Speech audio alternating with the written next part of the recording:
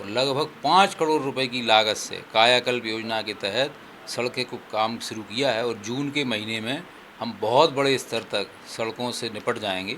हम सफाई करते हैं, ऊपर से कचरा डाल देते हैं, दुकानें बंद करते हैं, वो पन्नियाँ ज़मीन पे फेंक देते हैं।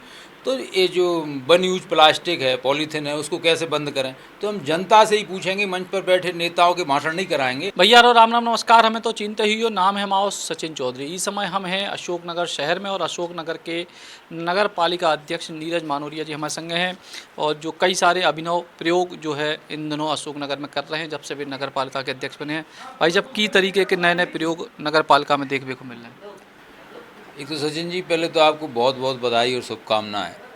बुंदेली बौछार को अक्सर मैं सुना करता हूं और बड़ा अच्छा लगता है आपको सुनने के बाद। तो और एक स्वागत भी है आपका, अशोकनगर में आप पधारे हैं।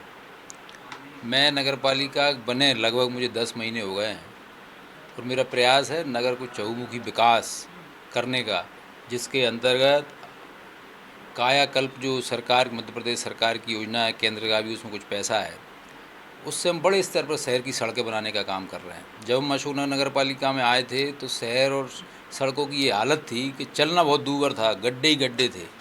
तो हमने आते ही सड़कों का जाल बिछाया है और लगभग 5 करोड़ रुपए की लागत से कायाकल्प योजना के तहत सड़कें को काम शुरू किया है और जून के महीने में हम बहुत बड़े स्तर तक सड़कों से निपट जाएंगे।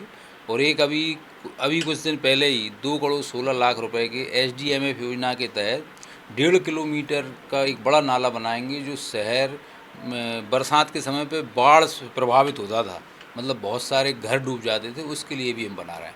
एक हम बहुत बेहतर लाइब्रेरी का निर्माण कर रहे हैं। अभी प्राइवेट लाइब्रेरी चलती हैं, तो हमने एक बेहतर लाइब्रेरी, पहले जयप्रकाश नारायण वाचनालय के नाम से 1977 में एक लाइब्रेरी बनी थी, जिसमें लोग जाते थे, अखबार पढ़ते थे, किताबें पढ़ते थे, और उन्होंने उसे हाईटेक करने का काम किया है। हम उसमें 32 बच्चों को बिठा लेंगे और लाइब्रेरी का नाम दिया है हमने उसको।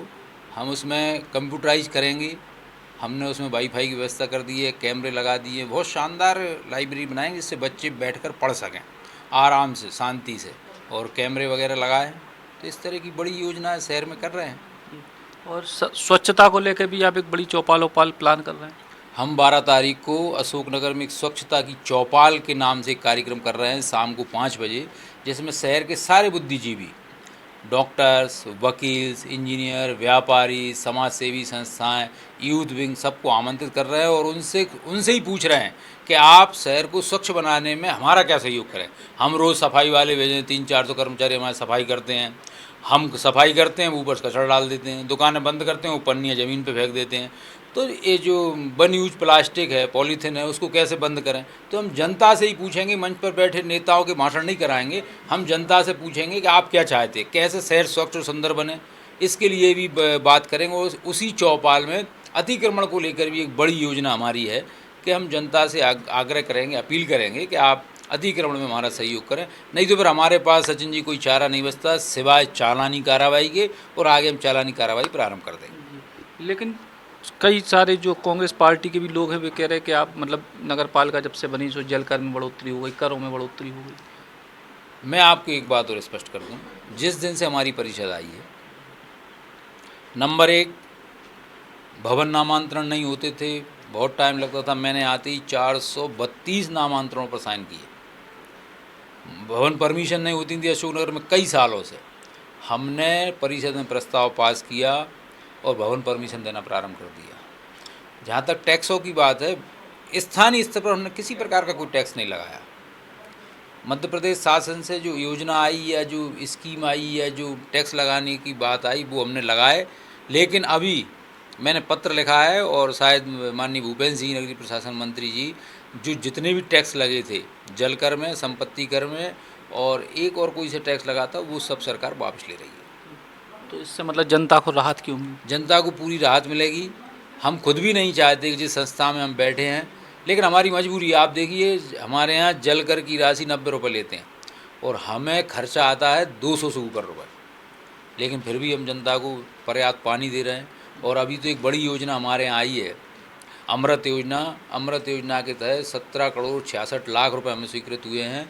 हम अगले 1 वर्ष के अंदर शहर के किसी भी मोहल्ले में कोई ऐसा घर नहीं बचेगा जिसको हम पानी देने का काम नहीं करेंगे, सबको पानी देंगे। और नगर पालिका को आपको कार्यकाल आगे वाले विधानसभा चुनाव के लाने भी जो है प्लस माइनस तय करे, काहे कि जो स्थानीय जो शिकवा शिकायतें अच्छाई बुराई सब इतनी से होती।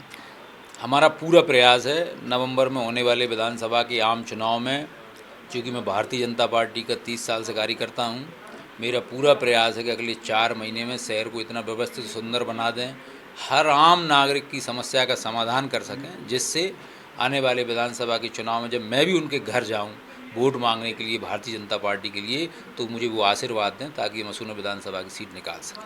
तो नीरज मानोरिया जी को जो ही क्या है कि नगर पालिका अध्यक्ष के तौर पे भी एक बेहतर कार्यकाल करने की कोशिश कर रहे हैं, नए नए अभिनव प्रयोग कर रहे हैं, नवाचार कर रहे हैं और उनके जरिए भी जनता तक अपनी पहुंच को और बेहतर बनाने को भी प्रयास कर रहे हैं। सचिन चौधरी, बुंदेली बौछार कला। Shri Krishna university Chhatarpur, the hitech university in central India. Bundelkhand के लिए गौरव की बात है कि अब छतरपुर में हम आपको देंगे विश्व स्तरीय एजुकेशन सिस्टम और वर्ल्ड क्लास इंफ्रास्ट्रक्चर। कोरोना जैसी महामारी के दौर में अब महानगरों की भीड़ भाड़ अत्यधिक खर्च से बचे तथा अपने घर एवं अपने शहर में रहकर ही विश्व स्तरीय रोजगार उन्मुखी शिक्षा को प्राप्त करें और महानगरों में होने वाली परेशानी से बचे, क्योंकि कोरोना ने हमें सिखा दिया है कि हम महानगरों में सुरक्षित हैं या अपने शहर और घर में। इसीलिए श्री कृष्णा विश्वविद्यालय आपको देगा राष्ट्रीय शिक्षा नीति 2020 के अनुसार तैयार पाठ्यक्रम और कोर्स में प्रवेश के अवसर।